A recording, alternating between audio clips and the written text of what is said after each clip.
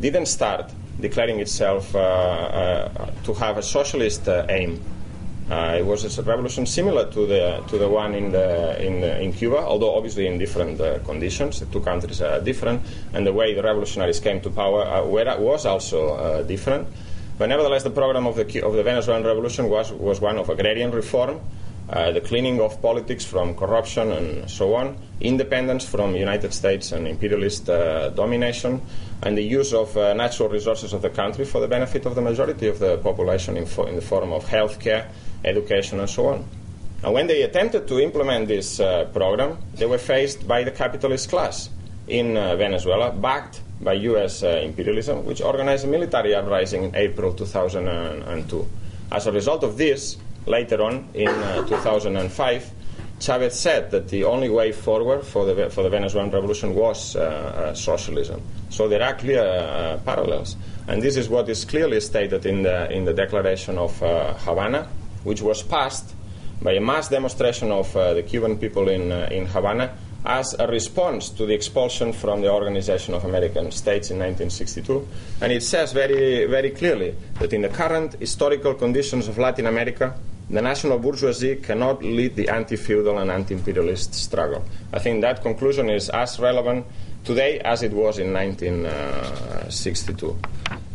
The Cuban Revolution, another important point, we don't have time to go into all the details, but resisted, as August has explained very well, the collapse of the Soviet Union. The Cuban Revolution was closely linked to the Soviet Union from many different points of view, but above all from an economic point of view.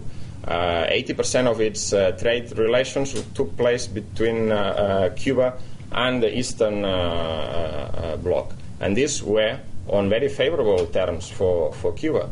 The Soviet Union and the Eastern European countries will buy sugar from Cuba at prices above the price of the world market, and will sell Cuba other products, oil, but also other products, at below the prices of the world market. It was a very profitable, very favorable terms of commercial exchange from the point of view of Cuba. And when this collapsed, this was a big blow for the Cuban economy. And this came also at the time when it was not only the break of an economic relationship, it was also an ideological blow. Because as we know, 20 years ago, the ruling class internationally, the capitalist class, took advantage of the collapse of the Soviet Union to launch an unprecedented ideological campaign to say that socialism had failed. Socialism didn't work anymore. And the Cuban Revolution survived through that, which is a testament to the fact Cuban Revolution was still alive at that particular time, and is still alive today as a revolution. In the Soviet Union, it was the leadership of the so-called Communist Party that led the restoration of capitalism. All of these people who organized the restoration of capitalism, Yeltsin, Chernomyrdin, Putin, all of them were leading members of the Communist Party of the Soviet Union. There was almost no resistance. In Cuba, you saw the opposite process taking place. The leadership of the Cuban Communist Party, the leadership of the Cuban Revolution, took the opposite road. And in extremely difficult conditions, the collapse of the economy of 35%, the destruction of 80% of the foreign export hard currency earnings, the Cuban Revolution survived through that period. But still, the Cuban Revolution became isolated, much more isolated than it was before from an economic point of view. And it had to relate with a world market which has a crushing domination throughout the world. And as August has very correctly pointed out, any relationship with a capitalist market, the allowing foreign investment and the controlled conditions, the relationship with the world market creates all sorts of internal contradictions in Cuba, which can only be defeated by maintaining the ideological struggle within Cuba.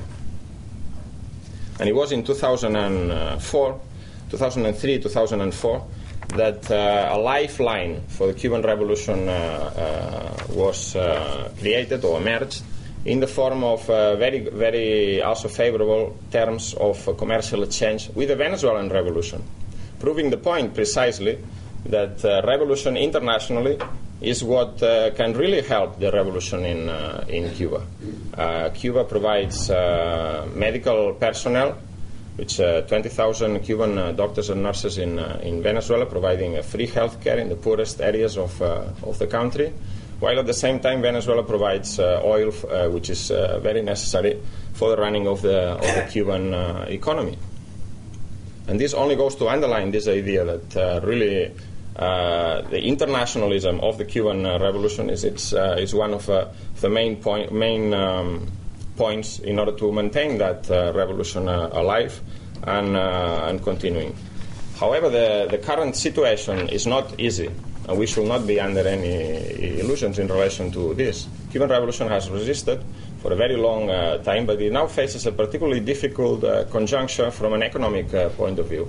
The price of nickel, which is one of its main exports, has collapsed and is about 50% of what it was last year. And this can knock off about $1 billion from income from exports for Cuba. That's a large amount of money. There is also the situation in which Venezuela's price of oil in Venezuela has also collapsed from $140 a barrel to $40 a barrel, making the situation more difficult for the Venezuelan revolution and its relationships with Cuba. It has to be said that even in these very difficult conditions, and to this we have to add the two tropical storms that hit the Cuban economy very hard last year,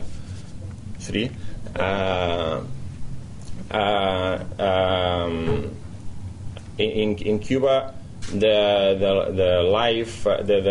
human cost of a tropical storm is very minimized because they have centralized planned economy, and they can use the economic resources to move people, to put people out of danger and so on, unlike what happens in many other capitalist countries in the Caribbean, and unlike what happened here in New Orleans a few years ago.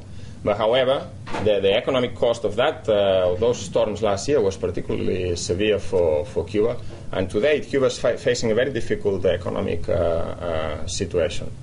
And not only this, I would say there's another factor that is difficult for the Cuban revolution, and that is the factor that Fidel mentioned in 2005. He made a very important speech, one of his last important public speeches in November 2005.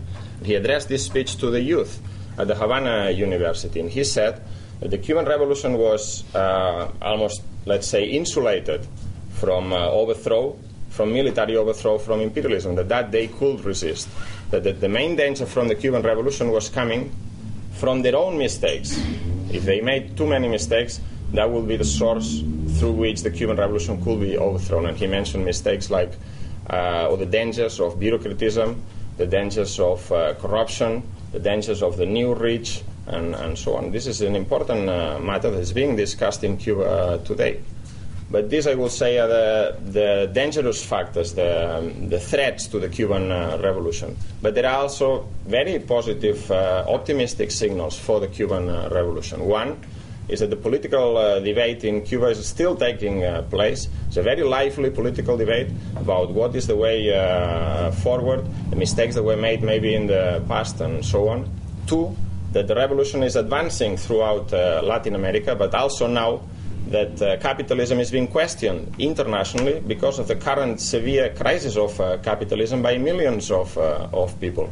And in these conditions, the Cuban revolution becomes even more a beacon of hope, a place where there is free education, where there is free health care, where there isn't unemployment, where even in the midst of a very difficult economic situation, they choose through a planned economy to maintain the gains of the revolution, social spending, education, health care, housing, and so on, instead of making the people pay for this crisis. And so I think that these are the positive aspects, the optimistic aspects that we can see in relation to the future of the Cuban revolution. At the Havana Book Fair in 2008, there was a big debate about what is called in Cuba the 5 gray years. This was a period in 1971-76 in which the Cuban Revolution became very closely linked with the Soviet Union, and this had also negative impacts. As I explained, this was a very positive relation from an economic point of view, but from a political point of view, it was negative. So 5 gray years, there was a period of censorship of the artists, of the intellectuals, and so on. And there was a debate now at the Havana Book Fair about that situation that took place in the 1970s. And there was one famous Cuban writer, Desiderio Navarro, who said something that I think is very relevant. He said, "We don't want to go back to a situation of socialism without criticism and without collective participation, because that is the shortest and surest way towards the capitalist restoration." He was referring to the experience of the Soviet Union. But he also said that therefore we are against experiments like the perestroika, which as we know led to the restoration of capitalism in the Soviet Union. And he added, we are also against the Chinese way, which has also led to the restoration of capitalism in China. And he advocated for the defense of the Cuban Revolution on the basis of critical thinking socialism. And this debate is taking place now in Cuba. And I think that the Cuban Revolution is strong enough, it has enough reserve of mass popular support, is still alive, very much alive, in order to survive this period.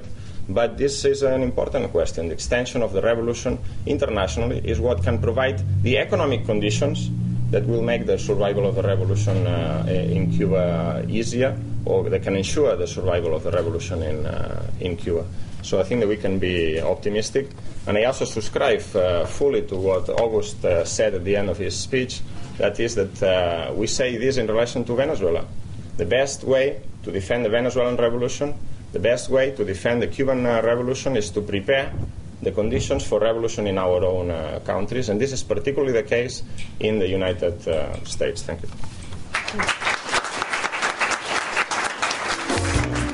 Vienes quemando la brisa con soles de primavera para plantar la bandera con la luz de tu sonrisa. Aquí se queda la clara, la entrañable transparencia